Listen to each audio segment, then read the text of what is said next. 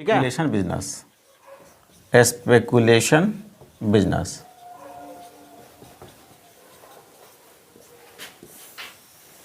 देखिए एक्सप्लेनेशन जो होता है, एक्सप्लेनेशन 2 ऑफ सेक्शन 28 क्या बोलता है? बोलता है ये deemed as separate and distinct business.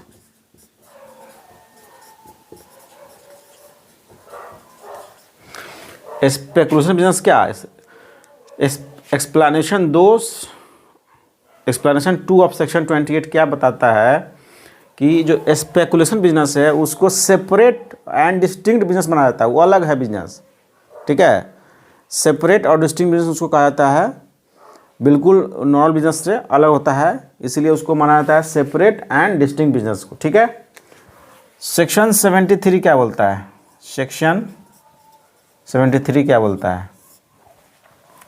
Section 73 ये बोलता है कि जो भी स्पेकुलेशन बिजनेस का जो लॉस होगा, स्पेकुलेशन बिजनेस के इनकम से ही सेटअप होगा करंट ईयर में, और उसको अगर कैरी फॉरवर्ड करते हैं तो अगले साल सब्सिक्वेंट ईयर में भी जो लॉस इस साल से कैरी फॉरवर्ड किए हैं तो सब्सिक्वेंट ईयर में भी उसका जो इनकम होगा वो अगर स्पेकुलेशन बिजनेस से होगा तभी उस सेटअप कर सकते हैं। ठीक है, तो सेक्शन 73 बताता है।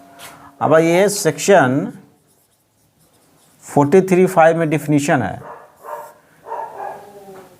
कि contract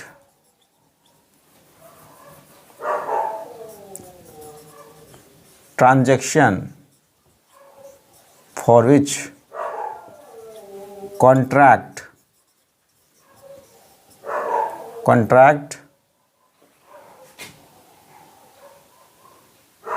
transaction for which contract of stock और shares, contract transaction for which contract for purchase और सेल ऑफ स्टॉक और शेयर्स या कमोडिटी बोल सकते हैं, are settled otherwise than actual delivery is called speculation business। ध्यान दीजिएगा, वैसा ट्रांजैक्शन जिसका कॉन्ट्रैक्ट जो है स्टॉक या शेयर खरीदने का और बेचने का जो हम करते हैं, ठीक है, वो उसका जो सेटलमेंट जो होगा ना वो एक्चुअल डिलीवरी पे नहीं होगा। एक्चुअल डिलीवरी उसको हम नहीं करते हैं, वो जो है इंट्राडे में होता है, एक ही दिन में होता है, सेटल हो जाता है, स्क्वायर ऑफ हो जाता है। तो इसमें होता क्या है कि किसी से कॉन्ट्रैक्ट किए कि आप मान लीजिए शेयर खरीदे 100 रुपये का, तो अगर उस शेयर 120 रुपये हो जाता है तो 20 रुपया हम आपको देंगे। हम मान लीजिए शेयर खरीदे 100 रुपये में, अगर किसी से कॉन्ट्रैक्ट किए कि अगर हम शेयर खरीदते हैं तो 100 का शेयर 120 रुपये होता है तो हमको मिलेगा 20 रुपये प्रॉफिट। अगर हम शेयर खरीदते हैं 100 रुपये का, किसी से कॉन्ट्रैक्ट किए, अगर शेयर का दाम हो गया 70 रुपया तो 30 रुपया लॉस हुआ हमको, तो हम 30 रुपया सामने वाले देंगे। तो यहाँ पे एक्चुअल जो है शेयर का जो है डिलीवरी नहीं हो रहा, ट्रांसफ़र नहीं हो रहा है। ठीक है, कॉन्ट्रैक्ट तो कर रहे हैं लेकिन एक्चुअल डिलीवरी नहीं हो रहा है। वहाँ पे क्या हो रहा है कि सिर्फ जो है उसका जो प्रॉफिट का जो पार्ट होता है, एलिमेंट होता है या लॉस का होता है, वही जो है सेटलमेंट हो रहा है। ये इंट्राडे में होता है, एक ही दिन में होता है। T+2 डे जो है नहीं होता है कि आज जो है हम कॉन्ट्रैक्ट किए, आज जो है शेयर खरीदे तो उसका सेटलमेंट जो है 2 दिन बाद होगा, वैसा इसमें नहीं होता है, वो एक ही दिन में सेटलमेंट हो जाता है। इसलिए इसको बोला जाता है स्पेकुलेशन बिजनेस। इंट्राडे में होता है। इसमें क्या होता है, ये इंट्राडे में होता है। इंट्राडे का मतलब है सेम डे में होता है, एक्चुअल डिलीवरी इसमें नहीं होता है। ठीक है, अब आइए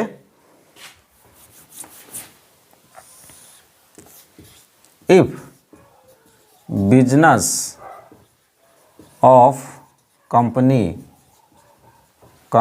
is two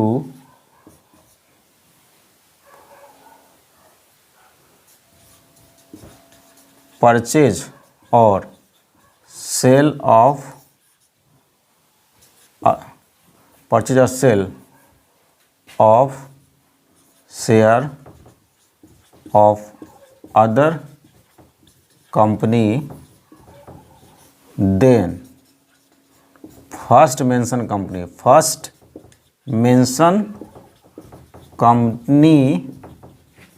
is deemed to be carrying speculation business।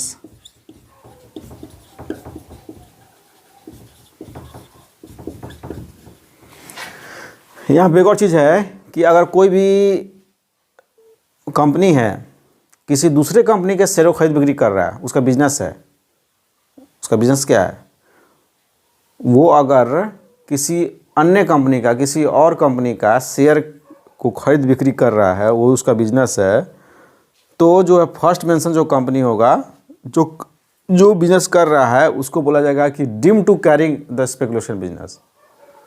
देख लीजिए यहाँ पे डीमिंग प्रोविजन लग जाएगा।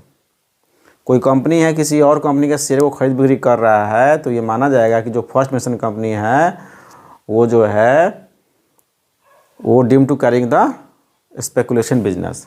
लेकिन यहाँ पे ये प्रोविज़न लागू नहीं होगा। कब लागू नहीं होगा? देखिए, लागू तब नहीं होगा but dimming provision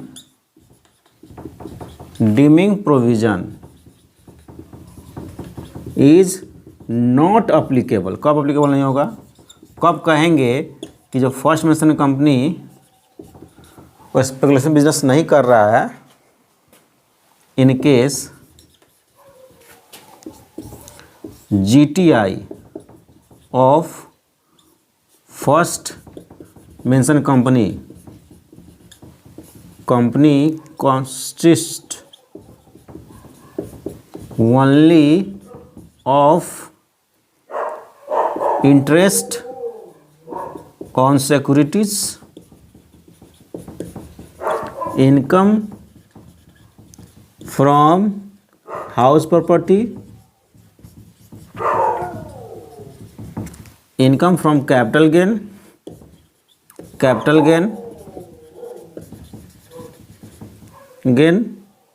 and other sources। और दूसरा है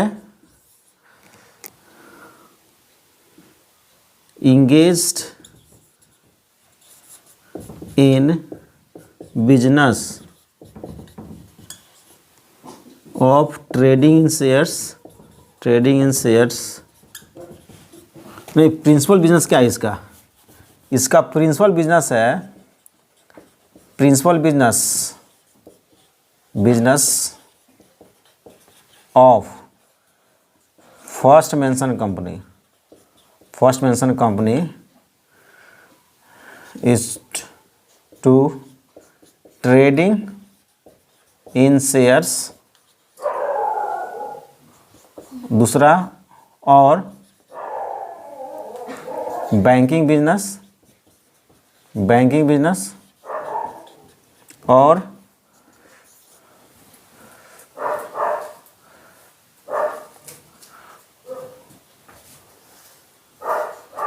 loans and advance, providing loans and advances.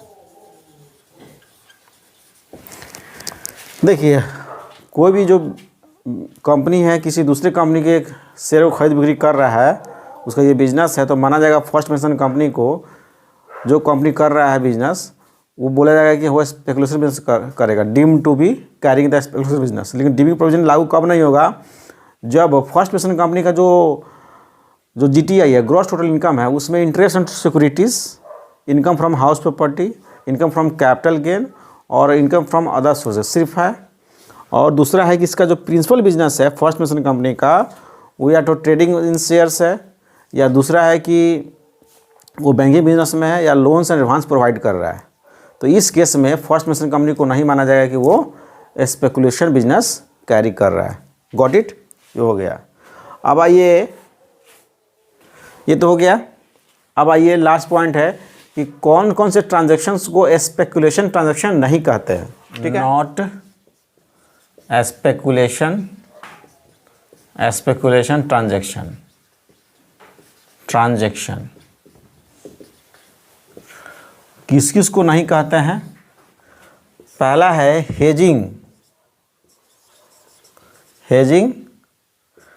In respect of raw materials, ठीक है, hedging in respect of stock और शेयर्स। फिर है फॉरवर्ड कॉन्ट्रैक्ट जिसको बोलते हैं जॉबिंग बोले और आर्बिट्रेज बोले। फिर है transaction in derivative in recognised stock exchange. फिर ट्रांजैक्शंस इन कमोडिटी डेरिवेटिव। ये 5 चीज़ ऐसा है जो कि स्पेकुलेशन ट्रांजैक्शन नहीं होता है। पहला होता है कि कोई भी रॉ मटेरियल केस में अगर हेजिंग करते हैं, हेजिंग का मतलब क्या होता है? याद रखिए, हेजिंग का मतलब होता है कि हम लॉस जो होता है ना, लॉस से बचने के लिए हेजिंग करते हैं, प्रॉफिट कमाने के लिए नहीं करते हैं।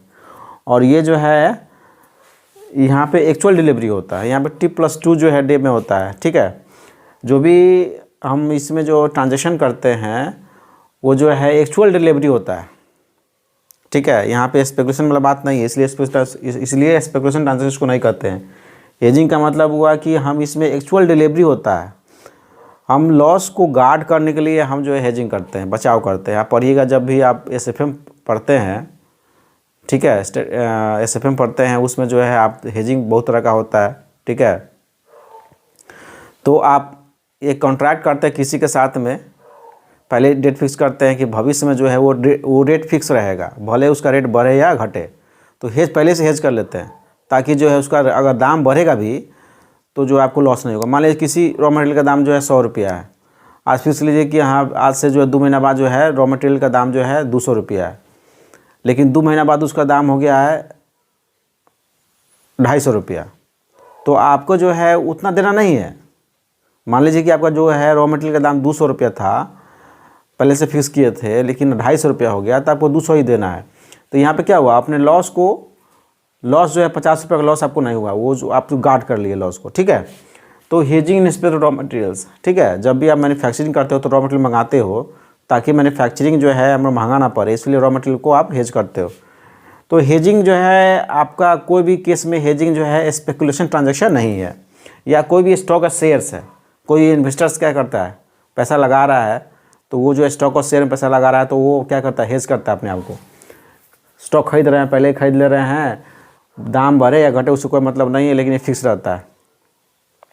ठीक है, तो आप क्या करते हैं उसको, वो भी जो है स्टॉक और शेयर भी खरीद रहे हैं, उस केस में कोई इन्वेस्टर्स खरीद रहा है तो पहले से रेट फिक्स कर लेता है, और भले दाम बढ़े उससे कोई मतलब नहीं है, लेकिन उतना ही उसको देना होता है। ठीक है, अब एक फॉरवर्ड कॉन्ट्रैक्ट, जैसे कोई भी मेंबर ऑफ स्टॉक एक्सचेंज है, वो क्या करता है कि वो देखता है मार्केट, जैसे हम लोग मार्केट में देखते हैं, गांव में देखते हैं कि कोई अगर सब्ज़ी बेच रहा है तो कहीं और से सब्ज़ी खरीद के लाता है और उस मार्केट में बेचता है जहाँ पे महंगा है। उसी तरह जो है यहाँ पे जॉब आर्बिट्रेज में या जॉबिंग में होता है। ठीक है, आर्बिट्रेज में क्या होता है कि एक मार्केट से जो है सस्ते में खरीदना, ठीक है, और दूसरे मार्केट में जो है सो महंगा बेच देना। तो मेंबर ऑफ स्टॉक एक्सचेंज क्या करता है, शेयर को एक मार्केट से खरीदता है सस्ता में, दूसरे बेच देता है, तो आर्बिट्रेज अलाउड है। ठीक है, तो ये भी मेरा स्पेकुलेशन ट्रांजैक्शन नहीं है। या जॉबिंग भी, जॉबिंग क्या होता है, जॉबिंग में क्या होता है कि कोई भी जो है मैन्युफैक्चरर से या इम्पोर्टर से सामान वो सस्ता में ख़रीदता है, उसको मार्केट में महंगा बेच देता है। ठीक है, कोई भी डेरिवेटिव है, कोई भी ये डेरिवेटिव में ट्रांसफर करता है, वो भी रिकॉग्नाइज स्टॉक एक्सचेंज में, तो उस केस में भी ये स्पेकुलेशन ट्रांजैक्शन नहीं होगा। कोई भी कमोडिटी डेरिवेटिव में ट्रांसफर करता है, वो भी मेरा स्पेकुलेशन ट्रांजैक्शन नहीं है।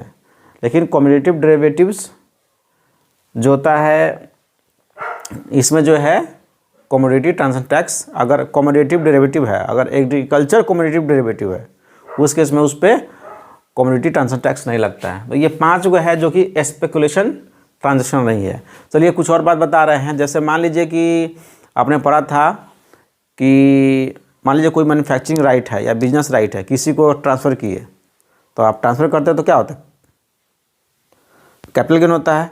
तो कैपिटल गेन अगर होगा तो उस केस में पीजीवीएट में टैक्सेबल नहीं होगा। कोई भी मैन्युफैक्चरिंग राइट है या बिजनेस राइट है, उसको अगर ट्रांसफ़र कर रहे हैं और उसका इनकम कैपिटल गेन में टैक्सेबल होगा तो पीजीवीएट में नहीं होगा। दूसरा होता है कि मल्टीलैटरल फंड जो होता है of Montreal protocol, multilateral fund of Montreal protocol से अगर कॉम्पनसेशन मिल रहा है, ध्यान दीजिएगा, मॉन्ट्रियल प्रोटोकॉल का मल्टीलैटरल फंड से कंपनसेशन मिल रहा है, तो वो जो होगा इनकम, वो पीजीवीएट में टैक्सेबल नहीं होगा। मल्टीलैटरल फंड मॉन्ट्रियल प्रोटोकॉल है क्या? देखिए, मॉन्ट्रियल प्रोटोकॉल जो है लाया गया था, ठीक है, कि जो ओजोन लेयर का डिप्लीशन होता है, वो ओजोन लेयर में जो छेद हो रहा है, वो जो ओजोन लेयर को जो है डिप्लीट कर रहा है, ख़राब कर रहा है, ठीक है, पॉल्यूशन की वजह से, तब मॉन्ट्रियल प्रोटोकॉल लाया गया था। ट्रीटी बोलते हैं, एग्रीमेंट लाया गया इंडिया, मतलब कि मास लेवल पे, इंटरनेशनल लेवल पे ये अंतर्राष्ट्रीय ट्रीटी था, समझौता था, जो डेवलपिंग कंट्री या डेवलप कंट्री के द्वारा जो है बहुत सारे इसके मेंबर है, ठीक है, वो लाया गया कि जो है जो भी सबस्टांस होता है जो ओजोन लेयर को डिप्लीट करता है, उस सबस्टांस को यूज ना किया जाए।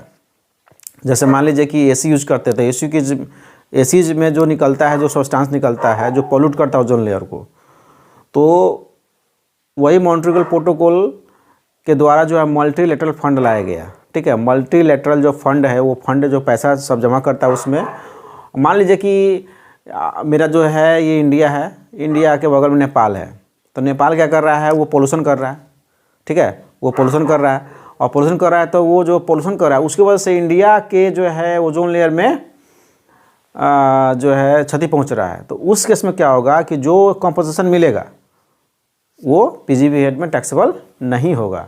ठीक है, डिटेल में बताएंगे, बताने की ज़रूरत नहीं है, ये बता दिए कि मॉन्ट्रियल प्रोटोकॉल एक ट्रीटी लाया गया ताकि जो ओजोन लेयर का जो डिप्लीशन होता है उसको बचाव कर सके। ठीक है, उसके द्वारा मल्टीलैटरल फंड लाया गया, उस फंड से जो पैसा जिसको जो कॉम्पनसेशन दिया जाता है, जो ओजोन लेयर को बचाव के लिए जो स्टेप लिया गया, वो मल्टीलैटरल फंड के द्वारा किया जाता है। ठीक है, तो ये आपको बता दिए। तो आपका स्पेकुलेशन बिजनेस कंप्लीट हो गया। अब जो है शुरू